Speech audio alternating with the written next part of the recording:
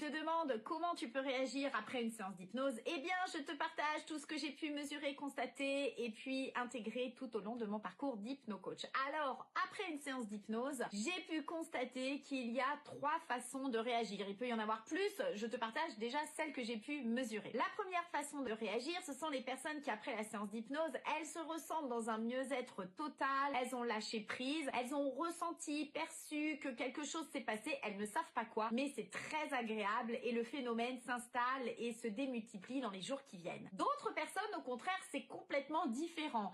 Elles vont avoir peut-être des douleurs dans le corps, comme si elles avaient fait un marathon. Elles vont avoir peut-être des nausées, elles ont peut-être mal au ventre, ça gargouille. En tous les cas, elles vont avoir des réactions physiques. Et bien, de mon angle de vue d'hypnose, c'est très positif parce que ça veut dire que ça travaille. Et puis le troisième cas de figure, ce sont des personnes où il n'y a rien du tout qui va se passer en interne, ça va se passer en externe par phénomène de synchronicité. Exemple, quelqu'un qui est venu une fois, la maison ne se vendait pas, hop, la maison s'est vendue. Une autre personne, des synchronicités avec des panneaux de publicité qui lui donnaient des réponses à lesquelles elle se posait, etc., etc. Donc vous voyez, ce sont des phénomènes qui vont ne parler qu'à la personne et qui vont se manifester à l'extérieur. Donc oui, il y a toujours une réaction possible après une séance d'hypnose. Et si ce n'est pas le cas, en général, l'hypno va creuser avec vous en vous demandant qu'est-ce qui s'est passé pendant cette période et il trouvera toujours des choses que forcément vous n'avez pas l'habitude ou le focus à mettre dessus. En tous les cas, je sais ô combien travailler son histoire, ça demande du courage, mais ce courage, je sais que tu l'as